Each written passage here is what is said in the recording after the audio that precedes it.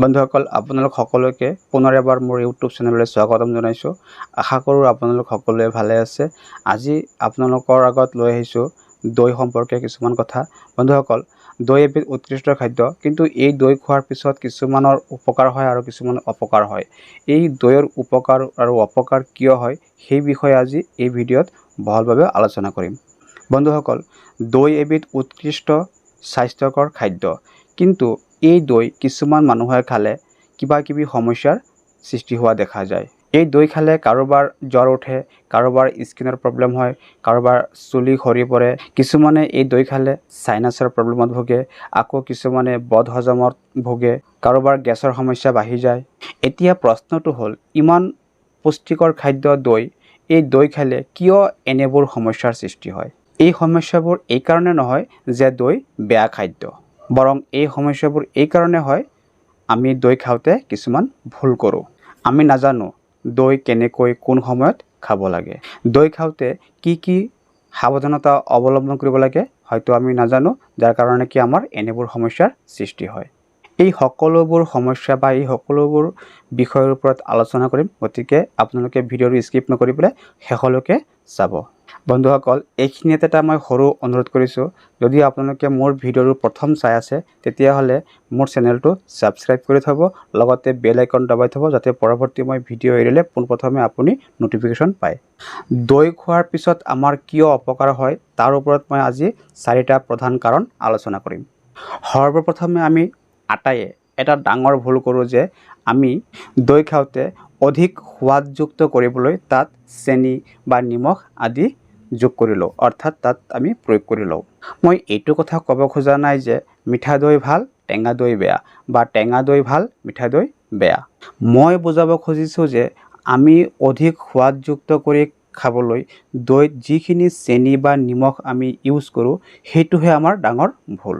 কাৰণ চেনি বা নিমখ যেতিয়া ৰিফাইন কৰা হয়, যেতিয়া তাৰমানে ৰ' মেটেৰিয়েলছৰ পৰা চেনি বা নিমখখিনি ৰিফাইন কৰি মানুহক খাদ্য হিচাপে আগবঢ়াই দিয়া হয়, তেতিয়া সেই ৰিফাইন কৰাৰ সময়ত তাত বহুত ধৰণৰ কেমিকেল ব্যৱহাৰ কৰা হয়। এই কেমিকেলবোৰে দৈত যিটো জীৱিত ভাল বেক্টেৰিয়া মানে প্ৰবায়'টিক থাকে, সেই বেক্টেৰিয়াবোৰক এই কেমিকেলবোৰে ধ্বংস কৰি দিয়ে। কাৰণ দৈত থকা সেই জীৱিত বেক্টেৰিয়াবোৰে আমাৰ পেটত ভাল কাম কৰে। আমাৰ পেটত থকা যিবিলাক বেয়া বেক্টেৰিয়া আছে সেই বেক্টেৰিয়াবিলাকক ধ্বংস কৰি দিয়ে বা মাৰি পেলায়।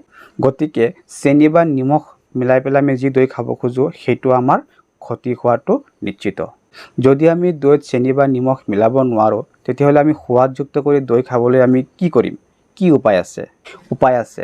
আপুনি যদি দৈ অধিক সোৱাদযুক্ত কৰি খাব খুজিছে তেতিয়াহ'লে আপুনি তাত চেনিৰ সলনি আপুনি তাত মৌজোল বা মধু ব্যৱহাৰ কৰক, নতুবা মিৰ্চি ব্যৱহাৰ কৰক।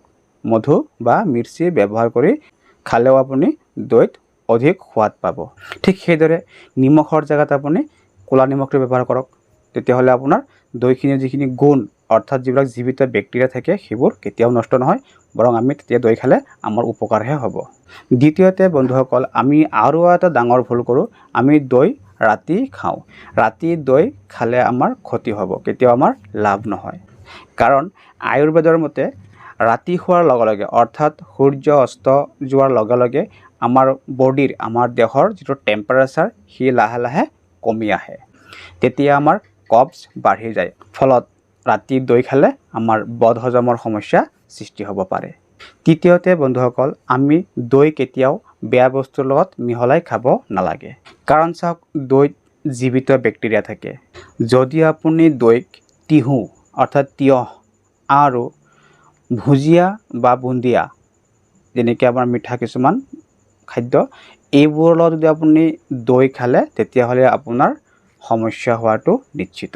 তেনেকুৱা আৰু কিছুমান খাদ্য আছে, সেইবোৰত আমি কেতিয়াও দৈ খাব নালাগে, যেনেকৈ মাছ, কল, তিতা ফল, কণী, বেঙেনা, এইবোৰৰ লগত কেতিয়াও আপুনি দৈ মিহলাই নাখাব, বা এইবোৰ খাদ্য খোৱাৰ লগে লগে আপুনি দৈ নাখাব, বা এইবোৰ খাদ্য খোৱাৰ অলপ আগলৈকে আপুনি দৈ নাখাব।